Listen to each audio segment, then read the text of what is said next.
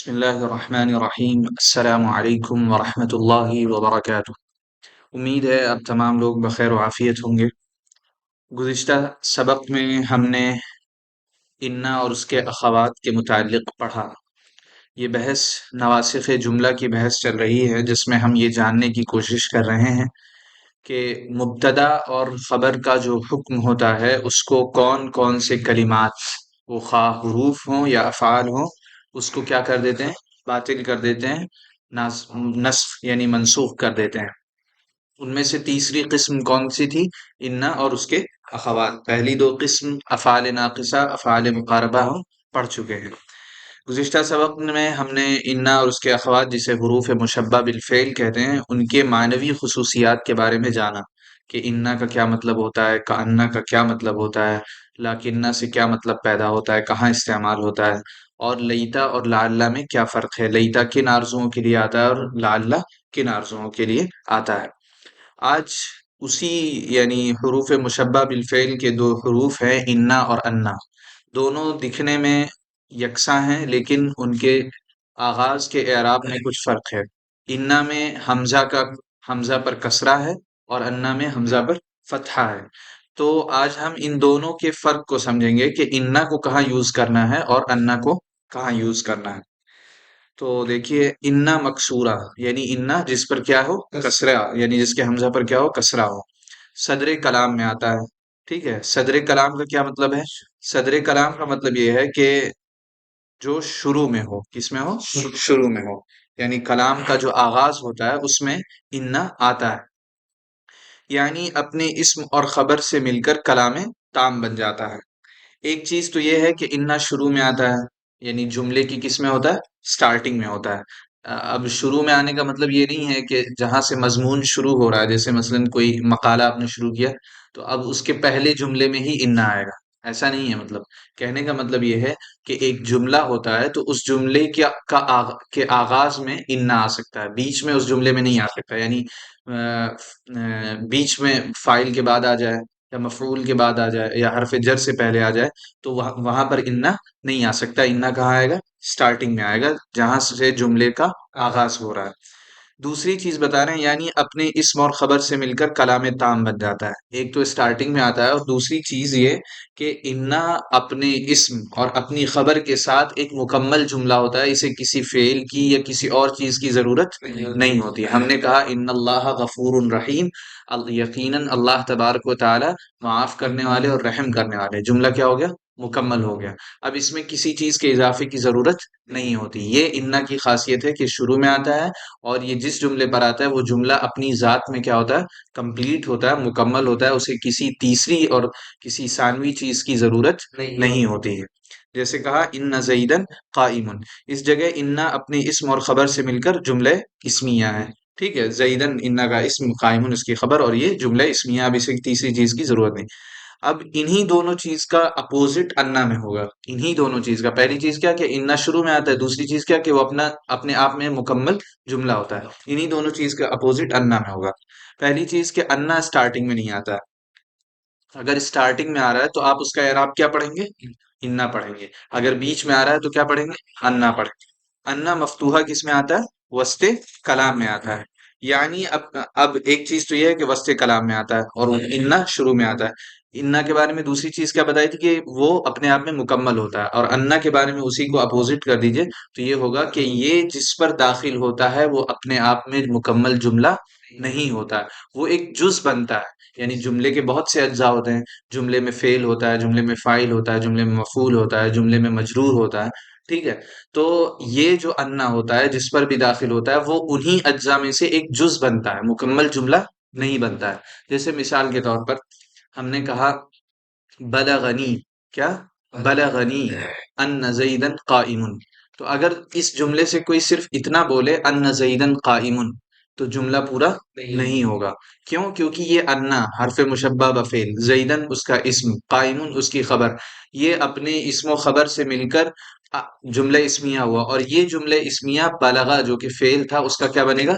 فاعل بنے گا، ٹھیک ہے۔ تب یہ اس میں معنی پورے ہوئے۔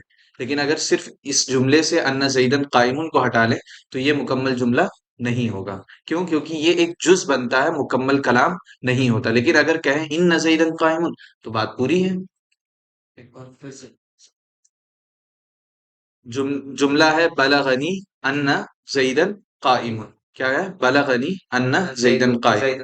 ہاں، بلغا کے بعد جو نی ہے وہ مفعول ہے. ٹھیک ہے. بلغا کو کس کی ضرورت ہے؟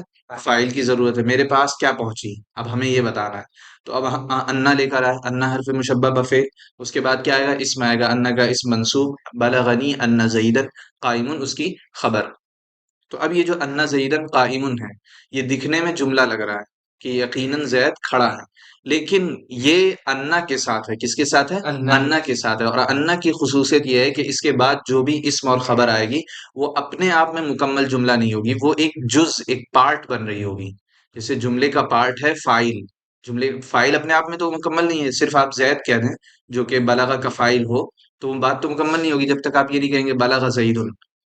یعنی بلغ زیدن آپ نے جملہ کہا، زید فاعل ہے، تو صرف اس زید کو نکال کر آپ کہیں زید، تو جملہ تو مکمل نہیں ہوا. اسی طرح انا جو ہے وہ اپنے آپ میں مکمل جملہ نہیں ہوتا ہے.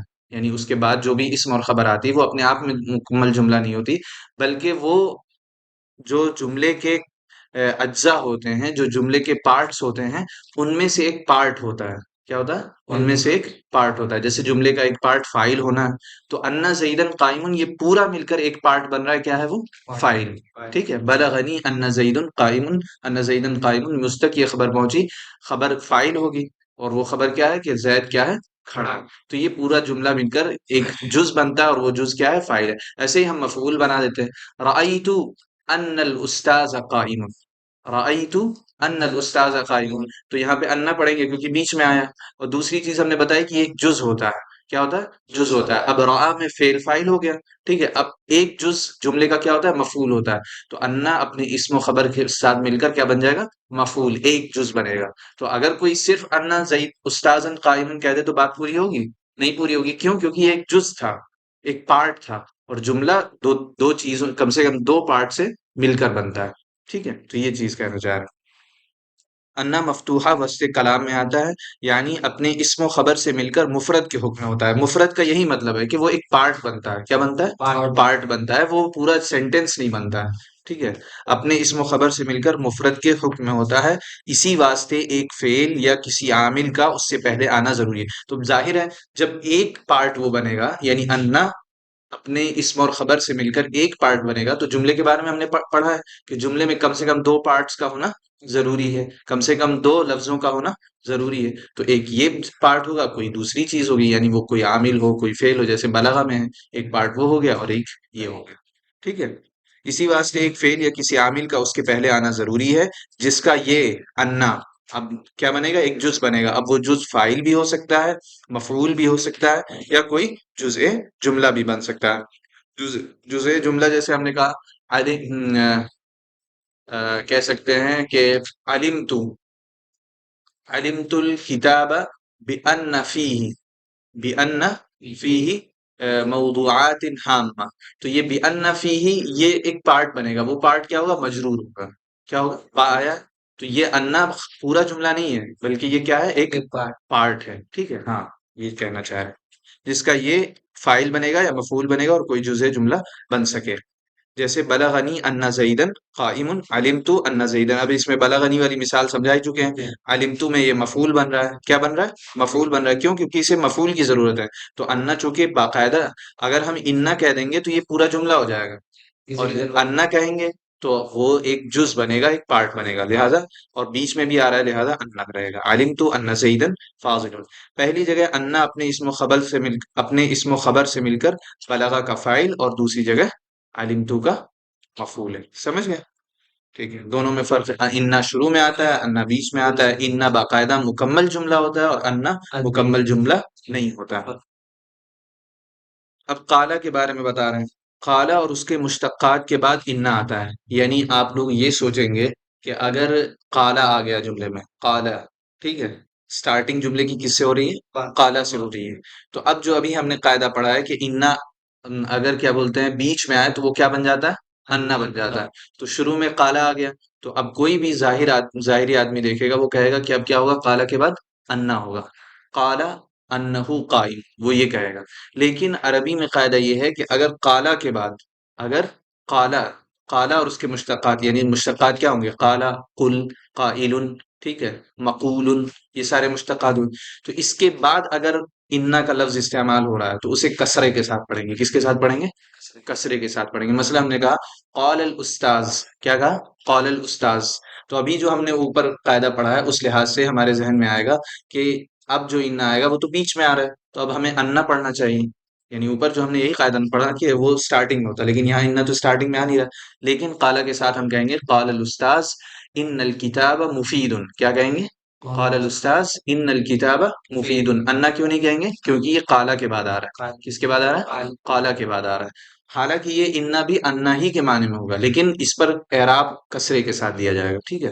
قال الاستاذ ان الکتاب مفید، تو قالا فعل ہو جائے گا، الاستاذ فاعل ہو جائے گا، ان الکتاب مفید یہ جو ہے جملہ مل کر اس کا مقولہ یعنی مفعول بن جائے گا، ٹھیک ہے۔ حالانکہ اس پر اعراب کون سا دیں گے؟ کسرے کا دیں گے قالا کے بعد۔ ایسے ہی ہم نے کہا قل، کیا کہا؟ قل، تو اب ذہن میں ہمارے اس قاعدے کے لحاظ سے کیا آنا چاہیے؟ انا آنا چاہیے، کیوں؟ کیونکہ یہ بیچ میں آ رہا ہے، نہیں، لیکن قالا کے بعد آئے گا تو کیا ہوگا؟ انا ہوگا، تو ہم کہیں گے قل ان صلاتی و نسکی و محیایا، ہاں صرف قالا کے ساتھ، باقی کے بعد جس کے بعد بھی آئے۔ اور ایک چیز ابھی آ رہی ہے، تو یہ کیا ہوگا؟ کسرے کے ساتھ، قل ان صلاتی و نسکی، حالانکہ قاعدے کے لحاظ سے کیا ہونا چاہیے؟ قل ان صلاتی و نسکی، ٹھیک ہے۔ تو یہ قالا کے ساتھ صرف استثناء ہے، قالا کے ساتھ ایکسیپشن ہے، ٹھیک ہے۔ جیسے یقول انہا بقرۃ صفراء، یقول دیکھیے انہ کہاں؟ بیچ میں آ رہا ہے، تو عام قاعدے کے لحاظ سے انا ہونا چاہیے تھا، لیکن چونکہ یقولو کے بعد آ رہا ہے تو ہم اسے کیا کہیں گے؟ یقول انہا بقرۃ صفراء، ٹھیک ہے۔ علیمہ اور اس کے مشتقات کے بعد انا آتا ہے، کس کے بعد؟ علیمہ، یعنی جو افعال قلوب ہوتے ہیں ان کے بعد کیا آتا ہے؟ انا آتا ہے، علمتو، یا اسی طرح ظننتو، ٹھیک ہے، یا اسی طرح حسبتو، میں نے گمان کیا، تو ان سب کے بعد ہمیشہ کیا آئے گا؟ انا آئے گا، ٹھیک ہے۔ اور قالا کے بعد کیا آئے گا؟ انا آئے گا۔ انا مکسورہ کی خبر پر کبھی لام تاکید مفتوحہ آتا ہے، انا مکسورہ، ٹھیک ہے۔ بعض لوگ پوچھتے ہیں نا، اب جیسے یہاں تو اعراب لگا ہوا ہے، لام پر فتحہ ہے، تو آپ پڑھ لے رہے ہیں لقائم، لیکن جہاں اعراب نہیں لگے گا تو آپ ہو سکتا ہے اسے لام کو لام جر سمجھ لیں، آپ پڑھیں ان زیدا لقائم، لقائم، تو کہہ رہے ہیں کہ نہیں، انا کی خبر پر کبھی ایسا ہوتا ہے کہ لام تاکید مفتوحہ آتا ہے، تو اگر آپ کو شروع میں انا دکھ جائے اور اس کی خبر پر لام جیسی کوئی چیز دکھ رہی ہو تو آپ سمجھ جائیں کہ ایک لام کون سا ہے؟ لام تاکید ہے، اور اس پر کون سا اعراب آئے گا؟ مفتوحہ آئے گا۔ جیسے ہم نے کہا ان اللہ، لام اور پھر غفور الرحیم، تو اب کوئی جسے نہیں معلوم ہوگا وہ یہ پڑھ سکتا ہے ان اللہ لغفور رحیم، لیکن ہمیں معلوم ہے کہ انا کی خبر پر لام تاکید مفتوحہ آتا ہے، تو ہم کیا پڑھیں گے؟ ان اللہ لغفور الرحیم، ٹھیک ہے۔ یہ لام کون سا ہوگا؟ تاکید کے لیے ہوگا، اور کیسا ہوگا؟ مفتوحہ ہوگا، ٹھیک ہے۔ یہ سب بہت پریکٹیکل چیزیں ہیں، یہ آپ کی عبارتوں میں بار بار آئیں گی، اور اگر آپ نے ان کو اس پر اپلائی کر دیا تو آپ کی عبارت صحیح ہو جائے گی، آپ معنی صحیح سمجھیں گے، اور اگر ان کو آپ نے بس خالی پڑھ کے بھول گئے تو آپ کی عبارت ہمیشہ غلط کی غلط رہے گی، آپ صحیح نہیں پڑھ پائیں گے، ٹھیک ہے۔ علیمہ اور اس کے مشتقات کے بعد انا مفتوحہ کی خبر پر لام تاکید آئے تو ابھی ہم نے کیا قاعدہ پڑھا کہ علیمہ اور اس کے مشتقات جو ہیں یعنی افعال قلوب، ٹھیک ہے، ان کے بعد جتنے افعال قلوب ہیں سب کریے، سائلنٹ کریے، جتنے افعال قلوب ہیں سب کے لیے ہاں سب کے ساتھ انا آئے گا، کیا آئے گا؟ انا آئے گا، یہ ہم نے قاعدہ پڑھا۔ تو کہہ رہے ہیں کہ اس میں بھی ایک استثناء ہے، اس میں بھی کیا ہے؟ ایک ایکسیپشن ہے، وہ ایکسیپشن کیا ہے؟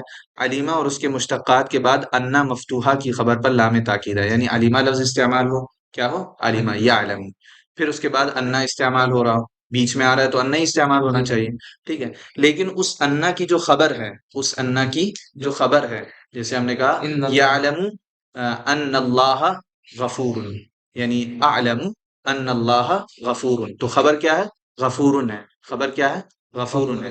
اس غفور پر اگر لام تاکید مفتوحہ آ جائے تو یہ جو انا تھا یہ کیا ہو جائے گا؟ انا ہو جائے گا، یہ صرف علیمہ کے ساتھ۔ ہاں یہ علیمہ اور اس کے متعلقات کے ساتھ، ٹھیک ہے، اس تو کیا ہو جائے گا؟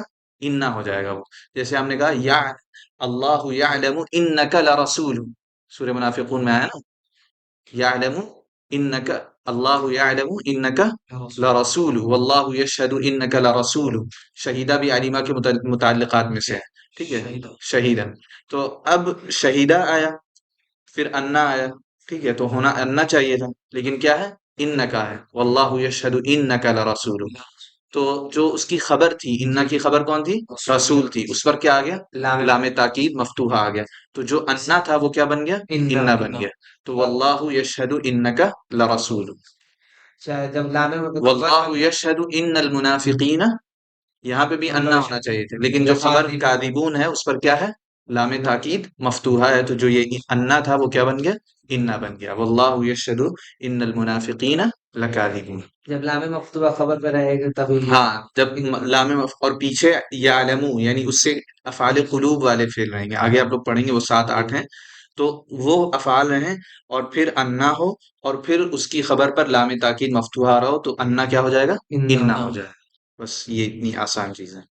ठीक है, एक तो काला के बाद हमेशा क्या रहेगा? इन्ना रहेगा, इतना या और काला का मतलब ये नहीं सिर्फ काला, और उसको काला यकूलू कौलन जितने काइलुन मकूलुन, ठीक है, कव्वालुन, जितनी चीजें बन सकती हैं वो सब सारे के बाद ये क्या रहेगा? इन्ना होगा।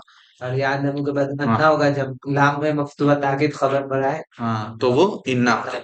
ठीक है, वल्लाहु यअलमु इन्नका लरसूल। देखिए यहाँ पर यालम का लफ्ज है, उसके बाद अन्ना है। उसकी खबर पर चूंकि लाम ताकीद मफ्तूहा आ गया है तो अब वो अन्ना क्या बन गया? इन्ना बन गया। वल्लाहु यअलमु इन्नका लरसूल। ठीक है, आज का हमारा ये सबक है। हमने पढ़ा कि इन्ना शुरू कलाम में आता है, अन्ना बीच में आता है, इन्ना वाला जुमला मुकम्मल जुमला होता है, अन्ना वाला जुमला मुकम्मल नहीं बल्कि एक पार्ट होता है, एक जुज होता है। वो या फाइल बन सकता है या मफूल बन सकता है या मजरूर बन सकता है। वो खुद कफील नहीं होता है। ठीक है, और दूसरी चीज हमने पढ़ी कि काला और उसके मुश्तक्कात के बाद अगर ये लफ्ज आता है हमजा और नून तो वो अन्ना नहीं होगा, वो क्या होगा? इन्ना इन्ना होगा, हालांकि वो किस में आ रहा है? बीच में आ रहा है। ठीक है, और तीसरी चीज हमने ये पढ़ी कि अलीमा के खबर पर अलीमा की खबर, अलीमा के बाद अन्ना है और उसकी खबर पर अगर लामे ताकीद आ जाए तो वो इन्ना बन जाता है। और हमने ये भी पढ़ा कि इन्ना की खबर पर हम कभी कभी और अक्सर क्या आता है? लामे ताकीद मफ्तूहा आता है, वो मकसूरा नहीं होता है। बहुत से लोग इबारत पढ़ते वक्त ये गलती करते हैं। ठीक है, तो ये है आज का हमारा सबक। इंशाअल्लाह अगले सबक के साथ मिलते हैं। अस्सलाम वालेकुम व रहमतुल्लाहि व बरकातहू।